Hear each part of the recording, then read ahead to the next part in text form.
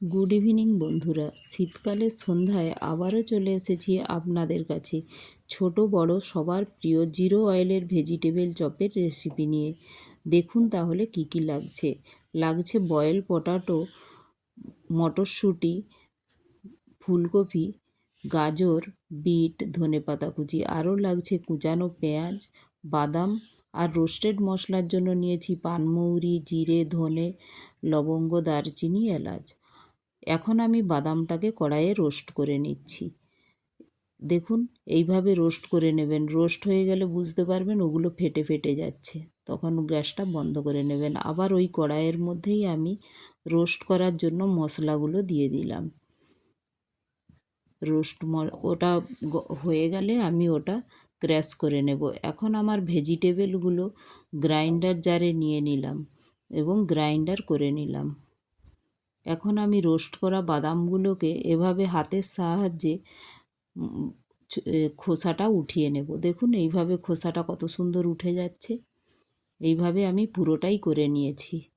এখন আমি আরেকটি কড়াইয়ে তেল দিয়ে দিলাম এবং তার মধ্যে দিয়ে দিলাম কুচিয়ে রাখা আমার পেঁয়াজগুলো, আর তার মধ্যে দিয়ে দেব লবণ, আর দিয়ে দেব রসুন আর আদার পেস্ট। আমি 2 টিস্পুন দিলাম রসুন আদা। তার সাথে দিয়ে দিলাম জিরে পাউডার, ধনে পাউডার, দিয়ে এটা একটু স্বাদ মতো আমি হলুদ, লবণও দিয়ে দেব।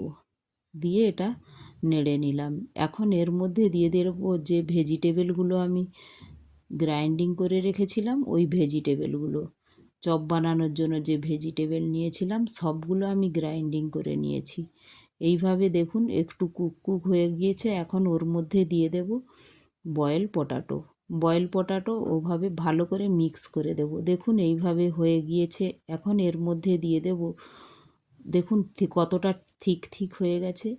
এবার এর মধ্যে দিয়ে দেব আমার মটরশুঁটি আর খোসা ছাড়ানো বাদাম, রোস্টেড বাদামগুলো, আর ধনেপাতা কুচি। এটা ভালো করে নেড়ে নেব। এটা 2 মিনিট নাড়ার পরই আমি ওর মধ্যে দিয়ে দেবো ক্র্যাশ করে রাখা আমার মশলাগুলো। ওগুলোও আমি রোস্ট করে ক্র্যাশ করে নিয়েছি। এখন আমার মশলাটা তৈরি হয়ে গেছে। এখন ওটা আমি হাতের সাহায্যে ওভেল শেপের এইভাবেই চেপে চেপে করে নেব। এক এক করে পুরো মশলাটাই আমি করে নিলাম। দেখুন এইভাবে গড়ে নিলাম ওভেল শেপের করে। এখন আমি এর ভেজিটেবল চপের জন্য যে ব্যাটারটা লাগবে তার জন্য নিলাম মাঝারি কাপের 1 কাপ ময়দা। তার মধ্যে দিয়ে দিলাম স্বাদ মতো লবণ, দিয়ে ওটা ভালো করে মিক্স করে ওর মধ্যে দিয়ে দিলাম ঠান্ডা জল দিয়ে এটা আমি ভালো করে গুলে নিলাম। দেখুন এতে যেন না লাম্পস না থাকে। দেখুন এইভাবেই করবেন, বেশি গাঢ় করবেন না।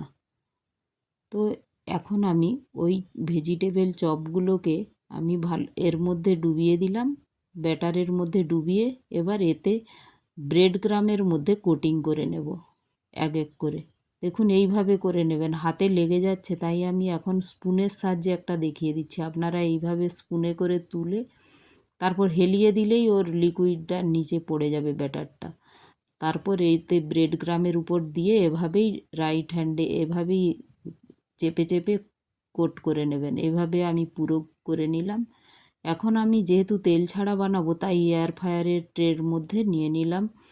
এখন ওর মধ্যে দিয়ে দেব ননস্টিক ফুড পেপার, দিয়ে তার মধ্যে এক এক করে সাজিয়ে দেব।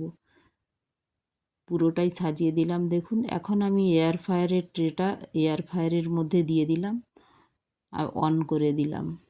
এটা টাইম বাড়ানো কমানো যায়, তাই আমি একটু টাইম বাড়িয়েই দেব।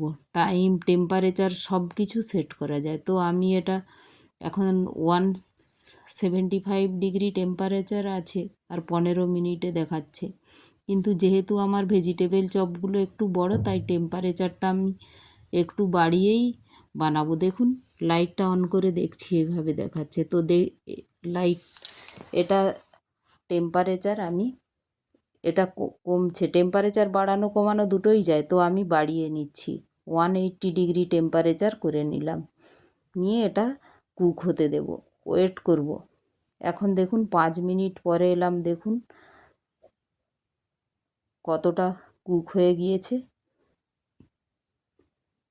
5 মিনিট পরে দেখুন হয়ে গিয়েছে। এখন আমি এটা এয়ার ফ্রায়ার থেকে বের করে ট্রে সমেত বের করে দেখাচ্ছি। দেখুন, দেখে মনে হচ্ছে কত সুন্দর ক্রাঞ্চি হয়েছে। আপনাদের হাতের সাহায্যে দেখিয়ে দিচ্ছি। বিস্কিটের মতো একটা আওয়াজ হচ্ছে।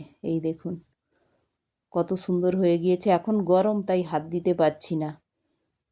এটা যদি আপনারা কাসুন্দি সসের সাথে আর স্যালাডের সাথে খান খুব ভালো লাগবে।